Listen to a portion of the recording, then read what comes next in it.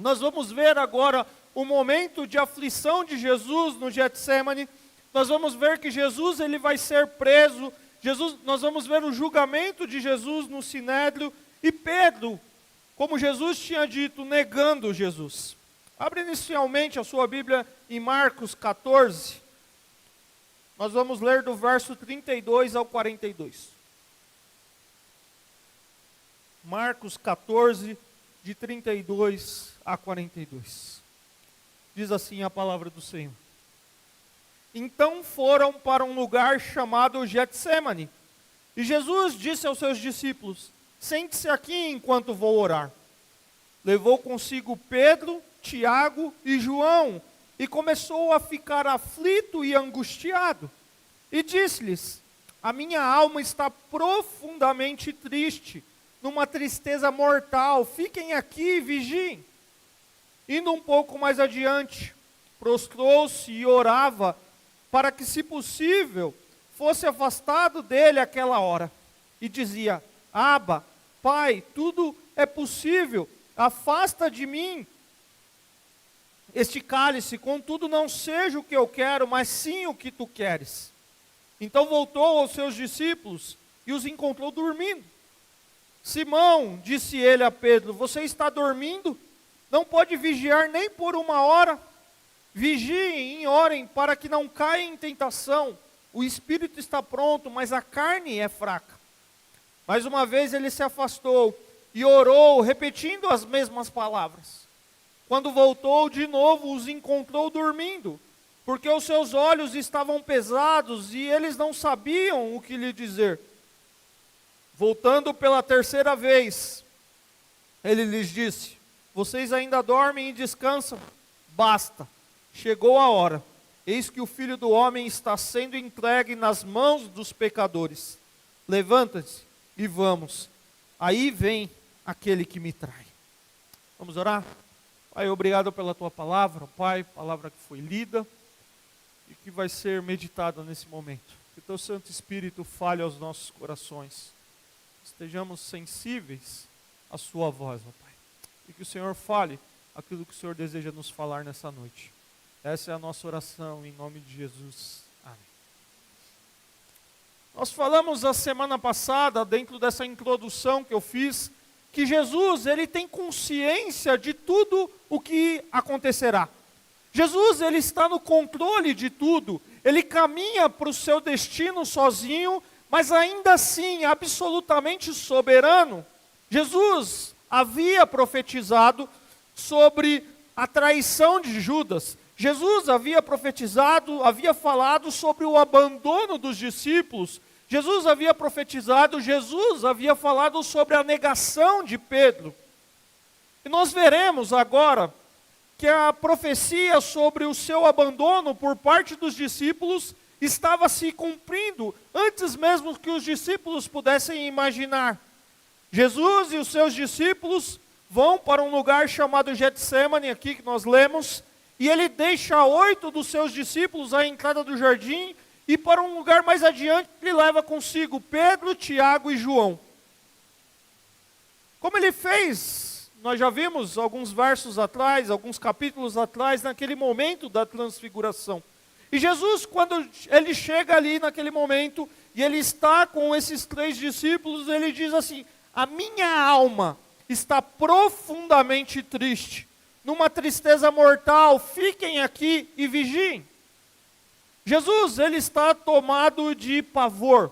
Jesus, ele está tomado de angústia. Jesus, ele demonstra aqui a sua humanidade. Ele conta para os seus discípulos a aflição profunda que está quebrando a sua alma. Ele abre o coração para os discípulos. Jesus está aflito. Jesus está angustiado. Jesus está numa ansiedade entranhada. Ele está com medo. E é interessante, nós vamos pensar um pouquinho sobre isso ao longo da reflexão. Mas Jesus, ele está com esse sentimento, a angústia da morte. Não somente da morte física, mas da morte eterna, no lugar do seu povo, para expiação pelos seus pecados. Isso estava vindo sobre Jesus muito mais intensamente do que antes, e ele carrega agora esse fardo sozinho. Jesus, ele os instrui a ficar ali, Pedro, Tiago e João, ficarem alertas contra os perigos espirituais e físicos que eles pudessem sofrer ali, que pudessem surgir, e Jesus vai mais adiante, para um tempo de oração e de intimidade com o Pai. Agora Jesus está sozinho em oração. Jesus abriu o seu coração para os seus discípulos e agora ele abre o seu coração para Deus.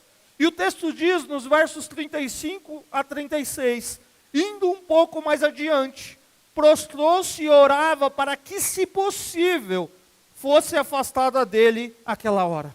Ele dizia: Abba, Pai, tudo é possível, afasta de mim esse cálice, contudo não seja o que eu quero, mas sim o que tu queres. Se nós pegarmos o texto paralelo de Lucas 22, verso 44, vai dizer assim: estando angustiado, ele orou ainda mais intensamente, e o seu suor era como gotas de sangue que caíam no chão. Jesus, ele estava com uma profunda comoção mental, com uma profunda angústia, com uma profunda tristeza. E Jesus, ele pede para que o cálice do sofrimento e julgamento que estava vindo seja afastado dele. Mas Jesus, ele também deseja, o que ele de fato deseja é fazer a vontade de Deus. Ele se submete à vontade do Pai, mesmo que isso signifique um imenso sofrimento para ele. O maior desejo de Jesus é que a vontade de Deus seja feita. E os versos seguintes vão dizer que enquanto Jesus ora, os seus discípulos dormem.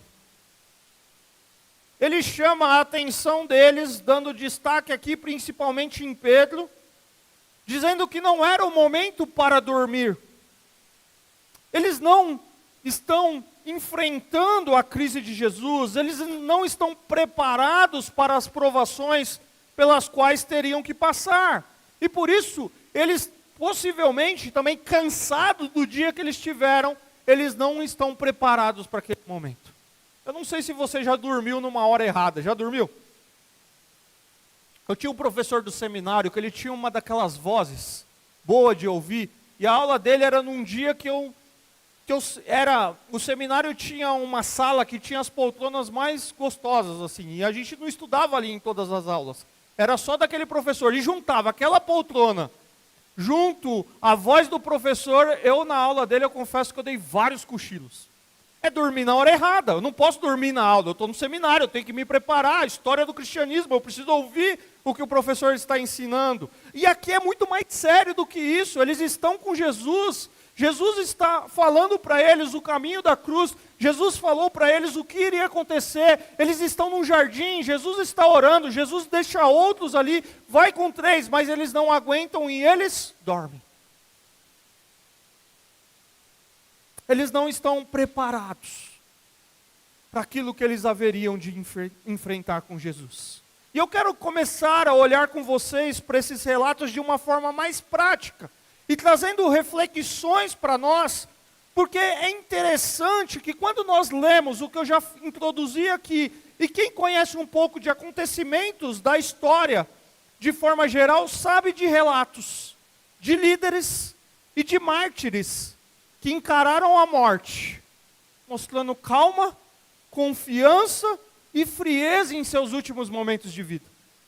Certamente vocês já ouviram falar sobre isso, de pessoas que foram levadas à morte, a julgamento, mas estavam frios naquele momento.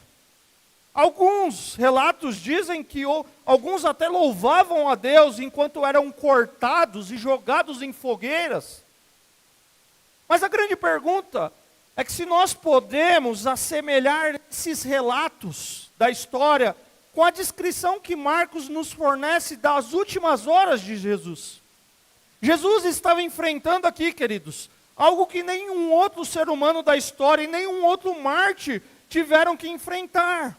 Jesus estava enfrentando algo que, além do tormento da morte física, ele estava sendo sufocado, ou ele estava sufocado ou ele estava angustiado pelo fato de que ele iria enfrentar a cruz? Sim, ele sabia que iria morrer e ressuscitar, falou já isso aqui. Mas olha que interessante, queridos. Nas Escrituras, cálice é apresentado algumas vezes como uma metáfora para a ira de Deus, em razão da maldade humana. É uma imagem da justiça divina, que é derramada sobre a injustiça. E Jesus, ele estava com esse sentimento, porque na cruz, Jesus ele tomaria sobre si os pecados do mundo inteiro. Jesus na cruz tomou sobre si, em nosso lugar, a ira de Deus. Jesus na cruz tomou sobre si o lugar sobre o qual nós deveríamos estar ali e ter morrido eternamente. E ele assim o fez. Desde o início de sua encarnação até o fim da sua vida na terra, ele tomou sobre si o lugar da ira de Deus até o momento da cruz. Ele cumpriu por nós toda a obediência e retidão da lei divina por meio da sua submissão à vontade do Pai. Ele nos assegurou que nós poderíamos ser libertos dos nossos pecados. Eu não sei você, mas quem é pai e mãe aqui vai me entender. Quando você ver um filho em um momento de dificuldade,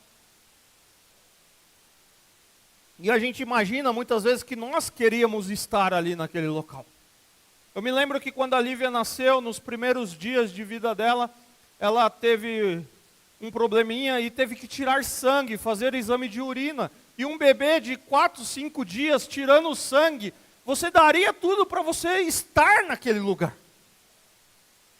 Mas Jesus está fazendo algo muito mais sublime e superior que tudo isso, queridos. Jesus estava indo no lugar daqueles que mereciam estar lá. E por isso então ele está lidando com esse momento. O cálice que Jesus desejou ardentemente evitar, não foi a dor física da crucificação, não foi a angústia mental pelo abandono por parte dos seus amigos, mas o horror espiritual de carregar sobre si os pecados do mundo. Tim Keller afirma que Jesus não nega as emoções e não evita o sofrimento. Ele ama sofrendo. Em meio ao sofrimento, ele obedece por amor ao Pai e por amor a nós. É interessante que nós vemos isso ali, mas ali no Getsemane, também Jesus nos ensina que orar significa render-se à vontade de Deus. A oração, queridos, ela não apenas proporciona uma interrupção extraordinária da dor, mas ela também, naquele momento que nós falamos, ela traz a presença de Deus às circunstâncias. E como Jesus, nós precisamos aprender a nos render ao Senhor e dizer: contudo, não seja o que eu quero, mas sim o que tu queres. Já pensou naquele sonho que é seu de criança e que você sempre almejou isso, e a vida começa a te proporcionar aquilo, e você tem que orar para Deus e falar assim: eu quero, Pai, mas contudo não seja o que eu quero, mas seja a sua vontade. Eu me rendo ao Senhor, eu me confio no Senhor, eu entrego para o Senhor. Isso, os sonhos, daquilo que dentro do nosso ponto de vista são sonhos de algo que nós desejamos, mas também aqueles problemas que nós enfrentamos. Paulo, no capítulo 8 de Romanos, verso 28, ele diz assim: sabemos que Deus age em todas as coisas para o bem daqueles que o amam, dos que foram chamados de acordo com o seu propósito. A nossa parte na oração, queridos, consiste em pedir. A nossa parte na oração consiste em nos render e entregar as circunstâncias a Deus e confiar que Ele vai realizar a sua vontade. Jesus, Ele nos ensina a não tomarmos as circunstâncias em nossas mãos. Nós precisamos aprender com Ele, abrir mão do controle sobre as circunstâncias e submeter os nossos desejos à vontade do Pai. E olha que interessante, queridos. Jesus está orando ali, os discípulos estão dormindo, outros estão mais distantes um pouco.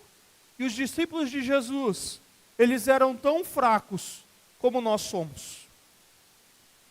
Mas quando nós olhamos o livro de Atos, nós vamos ver que eles foram transformados pela presença do Espírito Santo em suas vidas, o mesmo Espírito que transforma a nossa vida e nos ajuda em períodos de desânimo, de cansaço, de tristeza e medo.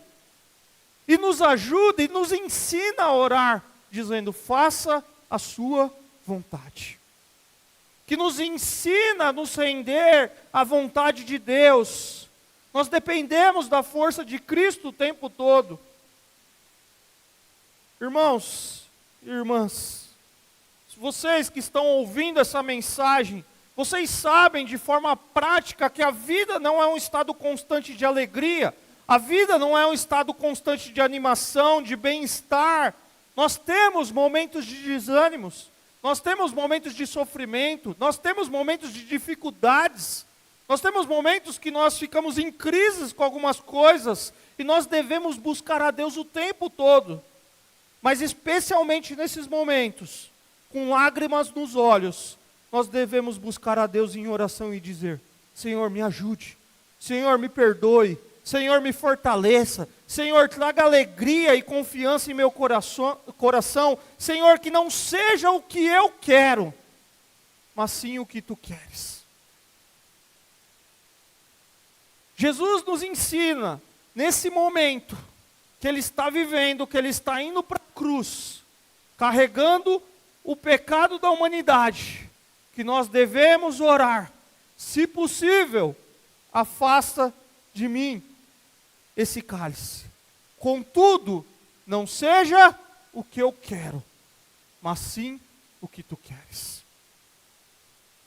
Já parou para pensar que tem coisas em nossas vidas que Deus permite que aconteça, até na sua soberania, ordena que essas situações aconteçam em nossas vidas, e Ele está no controle de tudo, e a gente precisa simplesmente se render e dizer, Senhor, faça a Tua vontade. É difícil isso, não é, irmãos? A gente quer ter o controle, eu já falei assim, aqui várias vezes, eu sou essa pessoa, eu gosto de ter o controle dos cenários na minha mão. Mas quando a gente precisa orar, que não seja o que eu quero, mas a Sua vontade, é quando a gente se quebranta diante de Deus, e a gente rende e entrega tudo diante de Deus. E Jesus volta, depois de orar, falar a sós com Deus, Ele volta algumas vezes, e pela terceira vez Ele novamente encontra os discípulos dormindo e descansando. E Jesus, naquele contexto, Ele diz, basta, chegou a hora, eis que o Filho do Homem está sendo entregue nas mãos dos pecadores, levante-se e vamos, aí vem aquele que me trai. E nos versos 43 a 65, nós vamos ver Jesus sendo preso e o julgamento do Sinédrio. Jesus, ele entrou no jardim do Getsêmani angustiado, mas Jesus saiu dali depois de orar, faça a Tua vontade, firmemente decidido a enfrentar seus inimigos e entregar sua vida nas mãos dos pecadores. Judas, ele aparece com uma multidão, essa multidão está com tochas, lanternas, espadas, porretes, para prenderem Jesus, como se ele fosse um bandido, um revolucionário. Mas é interessante que mesmo sem ter essa percepção, agindo assim, eles estavam cumprindo as Escrituras. E Judas havia combinado um sinal com eles. Aquele quem eu cumprimentar com um beijo, é quem vocês estão procurando e devem prendê-lo. Eles deveriam prendê-lo e não deixarem fugi-lo. E Judas vai até Jesus e o beija. E Judas chega muito sutilmente em Jesus e diz, Mestre. E os homens então, eles agarraram Jesus e o prenderam, e Judas rejeita Jesus completamente e se entrega para o mal, se entrega para Satanás. Judas demonstra ser um ingrato. Judas demonstra ser um traidor. Judas demonstra ser um hipócrita. Judas, se você acompanhou toda essa série até aqui, você vai ver que ele foi chamado por Cristo. Judas, ele ouviu os ensinos de Jesus. Judas viu os seus milagres. Judas foi amado por Cristo. Judas desfrutou do privilégio de ter comunhão com ele. Jesus lavou-lhe os pés e o advertiu na mesa da comunhão que ele iria fazer aquilo que ele estava fazendo. E Judas, dominado pelo pecado da avareza, ele abre brecha para o diabo entrar na sua vida. E ele agora associa-se aos inimigos de Cristo para prendê-lo. E olha que interessante. Jesus, ele se entrega para aquele momento. E um dos que estavam com Jesus, Pedro, de acordo com João, ele puxa a espada ali e ele fere o sumo sacerdote, decepando a orelha. Você lembra o que Pedro era? Pescador, né? Pescador deve saber um pouquinho, entender de faca. E ele pega ali a sua faquinha, ou sei lá o tipo de faca que ele estava, e ele corta a orelha ali do sumo sacerdote. E disse-lhe Jesus, verso 48 e 49, vai lá comigo, 48 e 49. Disse Jesus, estou eu chefiando alguma rebelião para que vocês venham me prender com espadas e varas? Todos os dias eu estava com vocês, ensinando no templo, e vocês não me prenderam, mas as escrituras precisam ser cumpridas. Olha a noção de Jesus, queridos. Ele repreende Pedro, nós vamos ver isso no texto paralelo. Aqui ele chama a atenção deles pelo que ele está fazendo, e ele diz, as escrituras estão sendo cumpridas. Jesus, ele não aceita o papel de revolucionário que armado ali lidera uma rebelião. Jesus, ele não era um bandido. Jesus, ele não era um rebelde. Jesus era um rabino, um mestre do povo. Mais do que isso, esses acontecimentos que Jesus, o nosso Salvador, está vivendo, já estavam preparados por Deus, conforme as Escrituras profetizavam. As Escrituras precisam ser cumpridas. É interessante que nós já vimos que os discípulos não tinham discernimento para entender o que estava acontecendo. E vendo o seu mestre, o seu Senhor, passivo diante daquela situação, Marcos descreve no verso 50. Então todos o abandonaram e fugiram. Se você se lembrar da mensagem da semana passada, você vai ver que nós terminamos com um texto que diziam a promessa deles que eles haveriam de ser fiéis a Jesus. Mas a profecia de Jesus a respeito deles diziam que eles os abandonariam. E isso se cumpre. Jesus é abandonado por todos os seus seguidores. E agora enfrenta o seu destino, o caminho da cruz sozinho. Existe um ditado popular no tempo em que vivemos, no mundo em que vivemos, que você quer conhecer um amigo é quando você está em dificuldades. Agora, Jesus não estava em dificuldades, porque estava tudo no controle de Deus. Jesus estava indo para a cruz. Jesus havia falado para eles, Jesus havia desenhado para eles, Jesus havia mostrado de forma prática para eles, e eles agora simplesmente abandonam Jesus. E Jesus está indo para o caminho da cruz sozinho.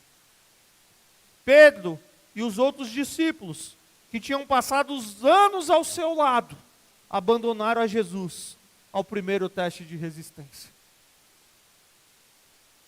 Se você já foi abandonado alguma vez por alguém, se alguém já prometeu fidelidade para você alguma vez, no meio do caminho virou as costas, você entende um pouquinho do que Jesus estava enfrentando aqui, um pouco. Os discípulos, queridos, eles estavam assustados. Os discípulos, eles estavam com medo de serem presos. E nós vamos ver no decorrer da história aqui, que eles permaneceram escondidos de portas fechadas durante o tempo em que Jesus estava na cruz e que ele permaneceu sepultado. Deus estava inteiramente no controle e todos os acontecimentos ocorreram conforme a sua vontade. Jesus sabia disso, mas os discípulos estavam com medo. E é interessante, queridos, que em meio às dificuldades da vida, muitas vezes nós fazemos como os discípulos e nós abandonamos a Jesus. Em meio às dificuldades da vida, nós nos refugiamos, nós nos abrigamos em outros locais. Nós colocamos a expectativa em alguém, nós colocamos a expectativa na nossa própria independência, nós colocamos a expectativa nos nossos achismos, nas nossas posses, nos mais diversos locais que poderíamos citar aqui. Mas na verdade, queridos, o nosso abrigo, o nosso refúgio seguro precisa ser Jesus. Nós fazemos exatamente como esses discípulos. Nós achamos que nós, com a nossa forma de falar, nós podemos dar um jeitinho em todas as coisas. E não é bem assim, queridos. Nós precisamos aprender a nos refugiar no nosso Cristo, no nosso Senhor, no nosso Salvador. Jesus, agora dos versos 53 a 65, ele vai enfrentar o julgamento do Sinédrio. O Sinédrio, de forma simples e objetiva aqui, ele era o conselho, a assembleia ali, a suprema corte da justiça do povo judeu, na época de Jesus, e era presidido pelo sumo sacerdote de Israel. E olha que interessante, nós já vimos que as autoridades já haviam decidido matar Jesus. E antes mesmo de interrogá-lo, eles já queriam, essa era a intenção. E eles haviam planejado fazer isso depois da festa da Páscoa. Porque eles queriam evitar uma revolta popular, mas a atitude de Judas de entregá-lo adiantou o propósito deles. E vai comigo por verso 53. Olha o que diz. Levaram Jesus ao sumo sacerdote. E então se reuniram todos os chefes dos sacerdotes, os líderes religiosos e os mestres da lei. Olha que interessante. Os discípulos haviam abandonado, mas Pedro o seguiu de longe até o pátio do sumo sacerdote. Sentando-se ali com os guardas, esquentava-se junto ao fogo. O chefe dos sacerdotes e todo o sinédrio estavam procurando depoimentos contra Jesus, para que pudessem condená-lo à morte, mas não encontravam nenhum. Não se costumava, queridos, realizar julgamentos naquele contexto durante a noite. O fórum dos judeus não era aberto naquele horário. E eles arrumaram um jeito de abrir o fórum para que ocorresse o julgamento ali. Eles queriam levar Jesus a Pilatos ao amanhecer. E Pedro, ele não foge totalmente, como os outros fizeram, ele o segue de longe. E era uma noite fria, por isso que se explica aqui as fogueiras no pátio do templo, para manter aquecidos os guardas e os outros que estavam por lá. E eles não estão buscando a verdade, eles estão procurando provas para acusar Jesus. Várias pessoas se ofereceram para testemunhar, mas fica evidente que os seus depoimentos se contradizem. Não são testemunhas verdadeiras. Os líderes desejam provar que Jesus era culpado. Eles tentam acusar Jesus, eles tentam construir uma narrativa, construir uma história para colocar Jesus ali na prova. Mas eles não têm êxito com isso. E diante disso, o sumo sacerdote ele faz uma pergunta aberta para Jesus. Versos 62 a 63. Mas Jesus, diante das acusações, permaneceu em silêncio e nada respondeu. Outra vez o sumo sacerdote lhe perguntou: você é o Cristo, o Filho de Deus bendito? Sou, disse Jesus. E vereis o Filho do Homem assentado à direita do Poderoso, vindo como as nuvens do céu. Jesus, ele diz agora abertamente para eles que ele era o Cristo. E Jesus dá então aqui para eles o motivo de acusação que eles precisavam. Jesus está dizendo para eles: eu sou o Messias que foi prometido. Eu sou aqueles que as Escrituras diz sobre mim que eu virei para a terra com a própria glória de Deus e julgarei o mundo inteiro. Jesus ele faz alusões bíblicas dizendo que ele é o Messias que vem como juiz. E essa era a deixa que eles esperavam. Eles consideravam que aquilo era uma blasfêmia. E o sacerdote, então, ele rasga suas vestes em sinal de luto ou de reconhecimento da blasfêmia, e ele condena a declaração de Jesus. E ele diz para eles, essa blasfêmia estava caluniando o nome de Deus. E todos daquela audiência que busca provas para condenar Jesus, o julgam como culpado, digno, merecedor de morte. Queridos, eu acho que uma das coisas mais difíceis que tem para nós é quando nós somos julgados, ou quando nós somos condenados por algo que nós não fazemos. Já passou por momentos assim na sua vida? De uma acusação direta de algo que você não fez. E a pessoa vem e te acusa diretamente sobre aquilo. Eu acho que eu já contei uma história aqui uma vez, de quando eu era office boy lá, uns 30 anos atrás. Office boy, hoje eu falo para a garotada, o que é um office boy? Eu falo, é um motoboy que anda a pé. Porque a garotada não sabe o que é office boy, né? Na minha época era comum, um office boy. Eu me lembro que uma vez, queridos, eu saí com um pagamento que eu deveria fazer já perto do banco fechar. E eu fui no banco e eu não me atentei ao troco ali, e eu trouxe um troco errado, uma diferença de quase R$20 ou R$20. E eu me lembro que eu voltei e a pessoa lá descobriu, ouviu a falta do valor e me questionou. Eu falei, não me atentei, eu vou lá no banco conversar com o caixa. Fui no banco conversar com o caixa, o banco cheio, pedi autorização lá para entrar, me apresentei, o banco cheio, e aí o caixa falou, eu não notei nada, mas eu vou fechar o meu caixa, e quando eu fechar, se notar a diferença, eu entro em contato com vocês. Aí o horário passou, ele entrou em contato lá com a pessoa e falou, eu fechei o caixa e não encontrei a diferença. Aí um dos meus chefes, que não era o meu chefe direto, eu fazia meio que um favor para ele me chamou na sala, queridos. E eu, garotão, 15 anos, afastado da igreja, ele falou assim, ele deu a entender diretamente que eu tinha pego aqueles R$20 para mim. E aquele dia me subiu uma ira tão grande que eu bati na mesa assim, eu lembro até hoje, que a minha vontade era socar aquele cara. E eu tinha os R$20 na minha carteira. Eu falei, mas eu não posso dar o dinheiro para ele, que vai achar que de fato eu peguei. E eu saí mal daquele dia, trabalhava na Avenida Paulista, peguei o trem pensando, falei, meu Deus, é difícil ser injustiçado. É difícil você não conseguir provar que você é inocente, pessoal. E aí eu me lembro, nessa história, eu indo para a escola, entrando no trem. Na época o celular as pessoas ligavam, não tinha um WhatsApp, né?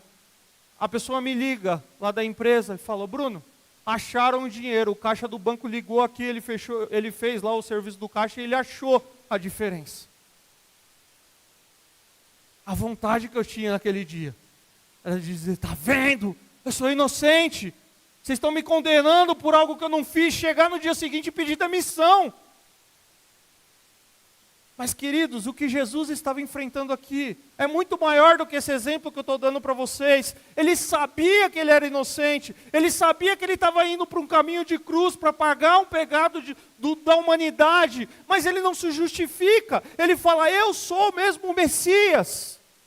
Eu fiquei em silêncio até agora, mas eu sou esse que veio para julgar o mundo. Eu venho para salvar, mas eu também venho como juiz para condenar vocês que estão me prendendo aqui.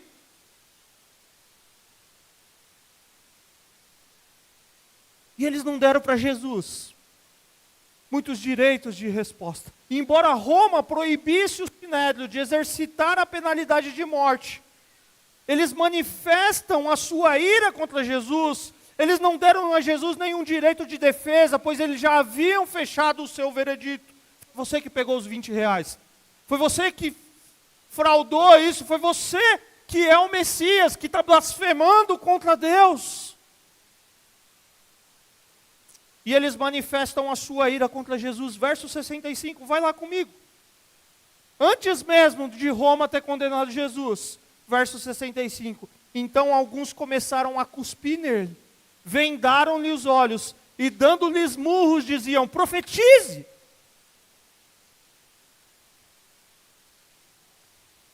E os guardas o levaram dando-lhes tapas. Quando você pensar no pecado que habita dentro de você, queridos, esse pecado que nós herdamos de Adão e Eva, pense em versos como esse, naquele que estava indo para lá para nos perdoar, para nos transformar, para nos dar uma nova vida. Alguém que era inocente, que foi cuspido quando nós merecíamos ser cuspido. Alguém que era inocente, que vendaram-lhe os olhos e davam socos e murros nele quando nós merecíamos esses socos e esses murros. Alguém que lhes dava tapa como éramos nós os merecedores desses tapas. E agora nós vamos ver alguém muito parecido com nós. Simão Pedro, aquele falou que nunca abandonaria Jesus, que morreria com Jesus. Ele vai negar o seu Senhor e Mestre. Pedro, um dos seus discípulos do círculo mais próximo de Jesus, não apenas o abandonará, mas também o negará. Versos 66 a 72. Vamos ler? Para a gente começar a fechar o texto aqui.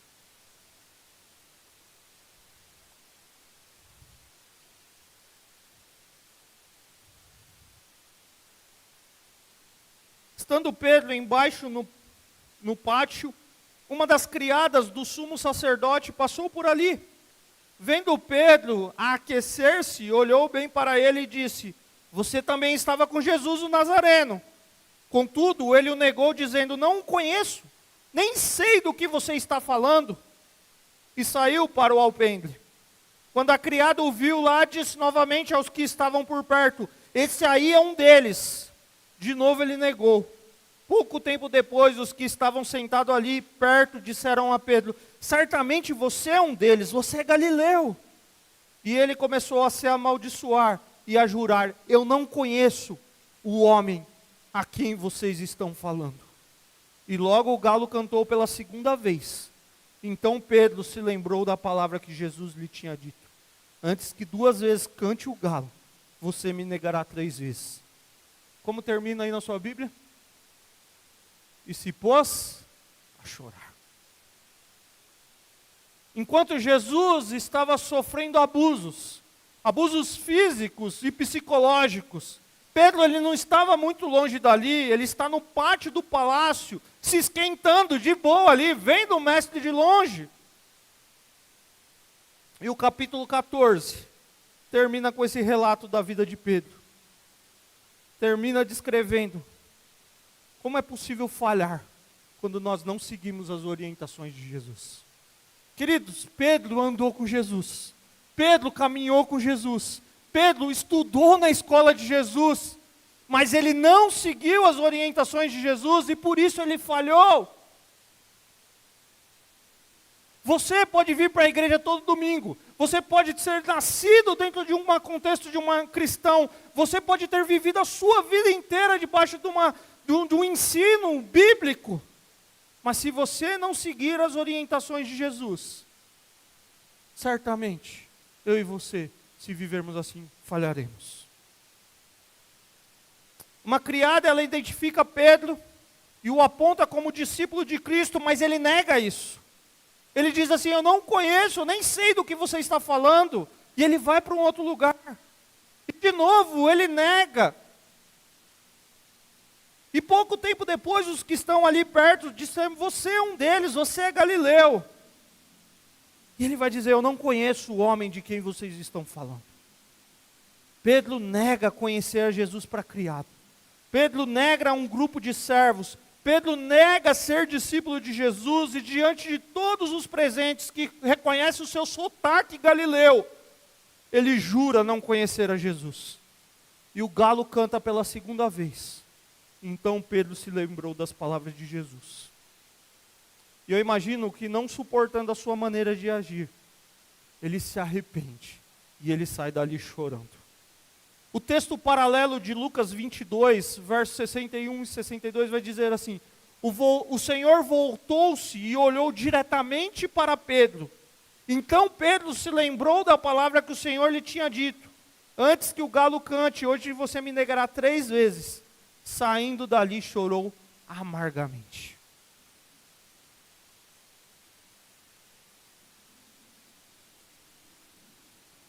Nós podemos chorar, queridos, com remorso.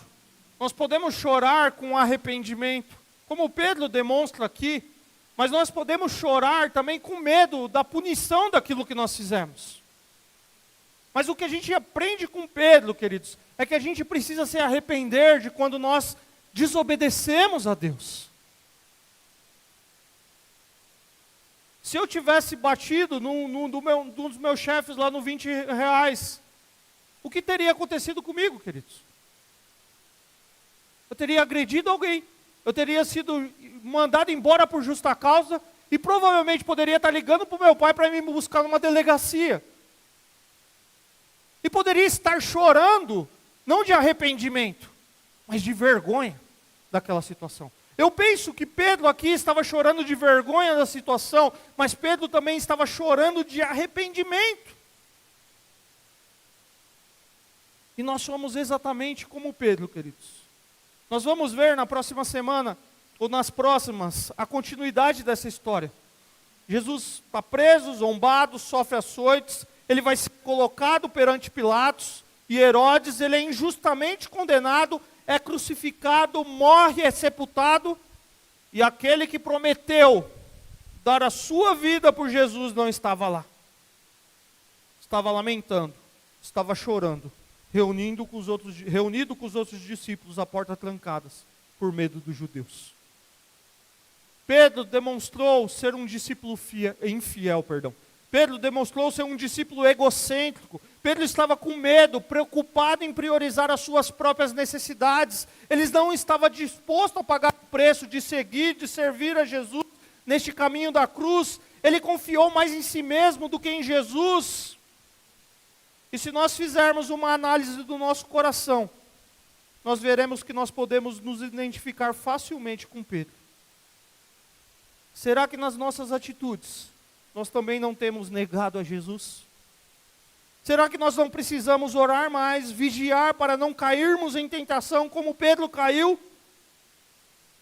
Queridos, se nós não dependermos de Jesus, nós faremos o mesmo.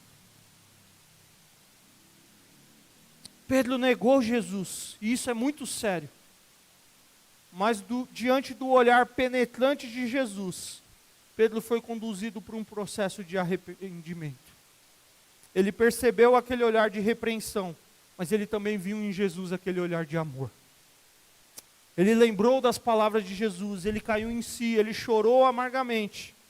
Nós vamos ver em João, depois mais para frente, que ele será perdoado e restabelecido no ministério. Pela graça divina, Pedro foi perdoado. Pedro desfruta do perdão de Deus. Pedro desfruta da graça transformadora de Deus. E no tempo certo ele foi restaurado. E ele se tornou um líder importante e forte da igreja. Esse é o mesmo Jesus, queridos, que pode nos perdoar e restaurar o nosso coração. Assim como Jesus sabia todas as coisas sobre Pedro, ele sabe tudo a respeito de nós. Ele sabe que o nosso amor é imperfeito. Ele sabe que nós somos fracos, que nós somos limitados, que nós temos áreas das nossas vidas, que nós precisamos que Ele entre ali, que Ele limpe a casa. Mas mesmo sabendo de tudo isso, Ele nos ama, nos perdoa e nos restaura.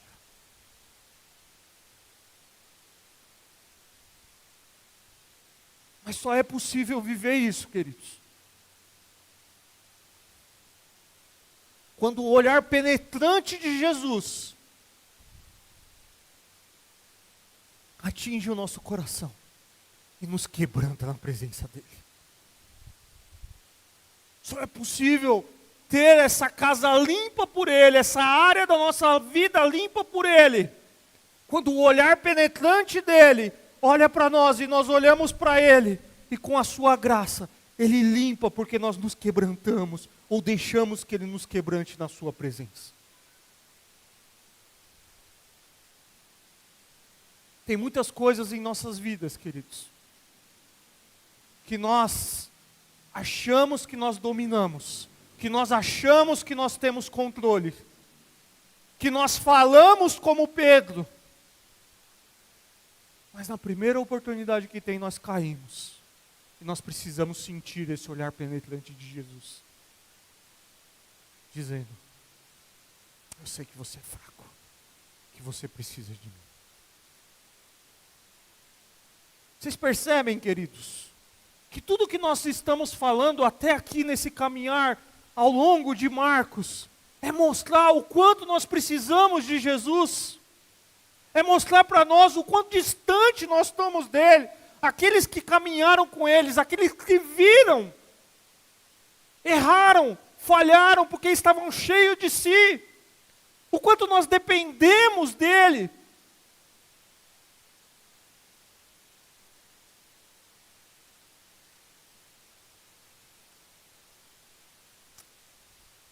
Esse mesmo Jesus sabe tudo do nosso coração, como nós já falamos em outras mensagens aqui. Não dá para pôr máscara diante de Jesus.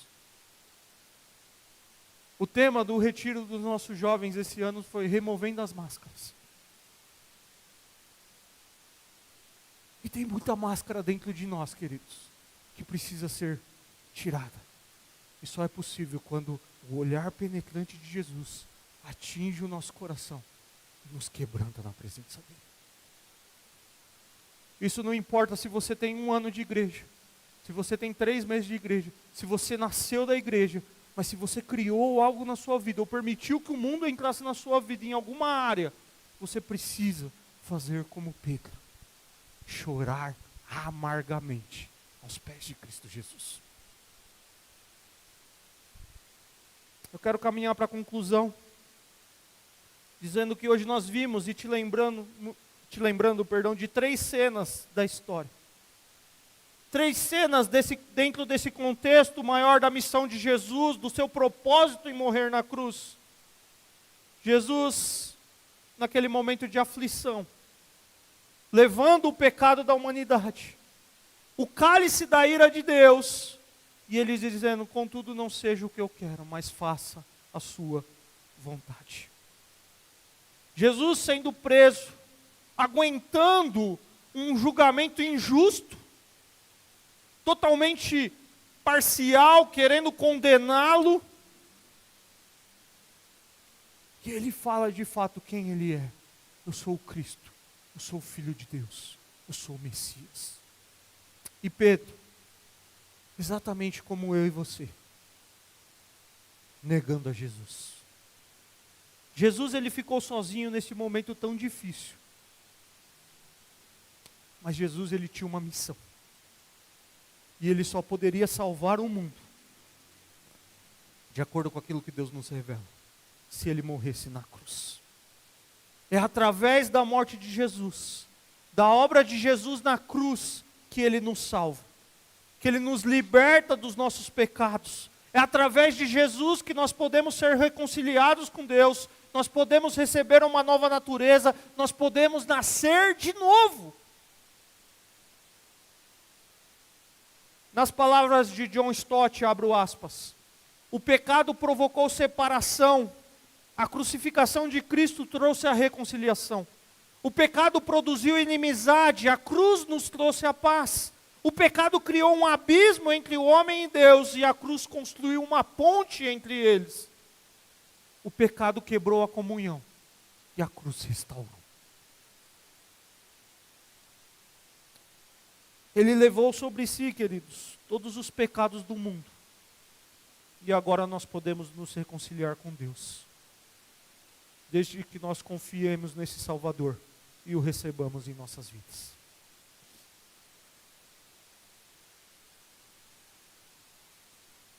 Assim como ele fez com Pedro, diante das nossas inconstâncias, das nossas atitudes falhas, das nossas quedas, das intenções dos nossos corações, ele também nos perdoa e por sua graça nos transforma.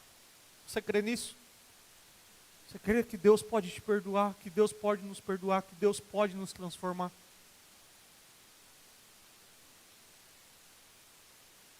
problema é que a gente olha às vezes para as situações da nossa vida e a gente fala, não fiz que nem Pedro. Eu não fiz como Pedro.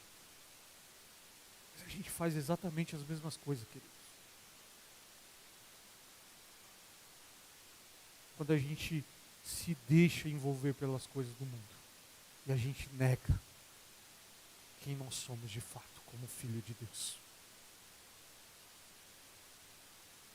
Você não precisa esperar lá na sua faculdade o galo cantar, porque não vai cantar, a não ser que você estudar no interior ali numa roça. Caso contrário, não vai cantar. Ou você colocar o celular, o despertador do galo. Você não precisa esperar o galo cantar, queridos, para você fazer uma análise e pensar em como está lá na sua faculdade, você jovem. Como está lá na escola, como está o seu comportamento. Como está você em casa como marido, você como esposa. Como está você nos seus relacionamentos com seus filhos, ou vocês filhos com seus pais. Como você está no seu relacionamento de namoro. Como você está no seu relacionamento, na sua vida de uma forma geral. Você não precisa esperar um galo cantar para ter a consciência de que você está negando Jesus. Você precisa olhar para Deus. Você precisa olhar para a sua palavra. Você precisa olhar para o que Ele tem te direcionado. E Ele fala, esse comportamento não é adequado com o comportamento de um filho de Deus. E aí você pode negar Jesus fofocando. Você pode negar Jesus mentindo. Você pode negar Jesus traindo. Você pode negar Jesus nos vícios. Você pode negar Jesus no abandono de alguém que você ama. E você pode de várias formas fazer exatamente como Pedro e estar negando Jesus. Mas Ele nos perdoa. Quando o seu olhar atinge o nosso coração, quando a sua palavra penetra lá dentro, e a gente chora amargamente o nosso pecado aos pés dele, Ele nos perdoa e nos restaura. Quero que você baixe sua cabeça e você tenha um tempo com Deus nesse momento e você fale com Ele. O que você precisa chorar aos pés dele? O que você precisa lançar sobre ele, que tem te afastado, e tem feito você negar que você é um discípulo de Jesus, que você é alguém que saiu do culto aqui no domingo à noite?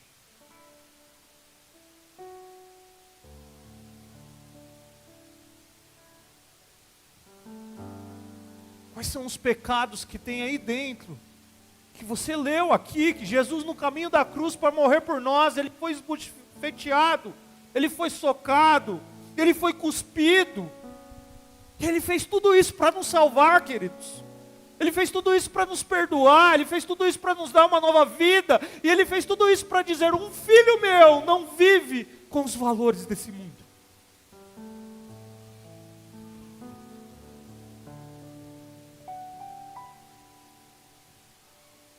Um filho meu vive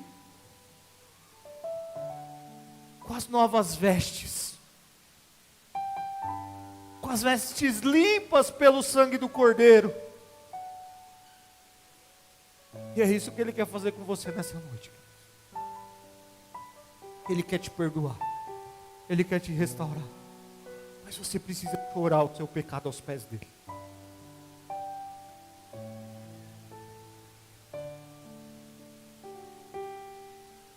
Pai, aqui está a sua igreja.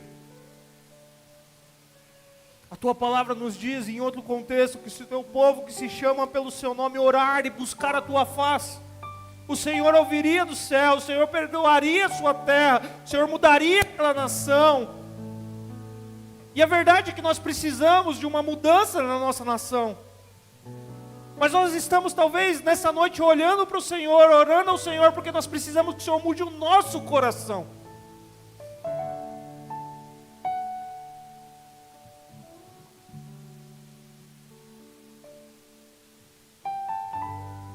Coração esse que não aprendeu a orar, que não seja o que eu quero, mas faça a tua vontade.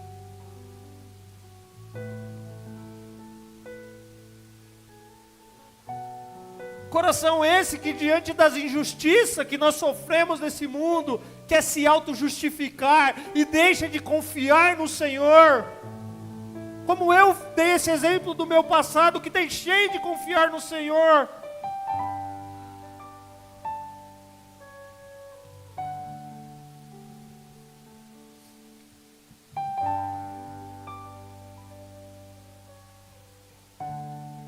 E talvez alguns aqui, ó Pai, que quando as pessoas olham para nós e dizem, Ele é um deles.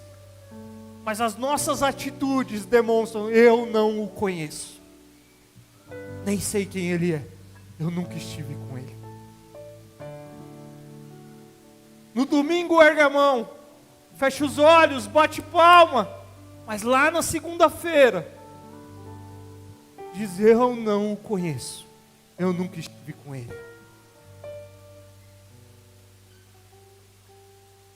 Mas obrigado pela Tua palavra, Pai, que nos ensina a abrir o nosso coração e a orar, faça a Tua vontade. Sabe aquilo que eu guardei até agora, ó Pai? Faça a Tua vontade.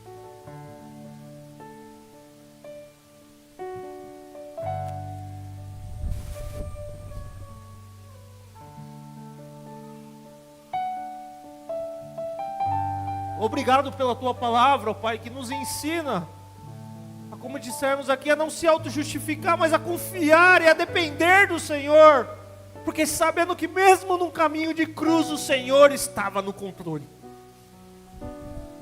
E o Senhor continua soberano, reinando e no controle sobre as nossas vidas. Mas obrigado pela Tua graça, pelo Teu amor que nos alcança, que nos transforma, assim como alcançou e transformou Pedro, e vai de encontro a ele, no momento que eles estão comendo ali, depois do Senhor ressuscitar, mais para frente, chama Pedro no canto e pergunta, Pedro, tu me amas? Sim, Senhor, tu sabe que te amo. Pedro, tu me amas? Sim, o Senhor sabe que te amo. Pedro, tu me amas? O Senhor sabe todas as coisas e sabe que eu te amo. Mas eu não te amo tanto assim, o meu amor é falho. Eu preciso do Senhor. E a palavra do Senhor, as 3 vezes para o Pedro, apacenta as minhas ovelhas, cuide das minhas ovelhas. Não nos deixe parado, ó Pai, nos nossos pecados, presos àquilo que o Senhor já nos libertou em Cristo Jesus, e nos restaura nessa noite. E a pergunta que o Senhor faz para nós nessa noite é, você me conhece?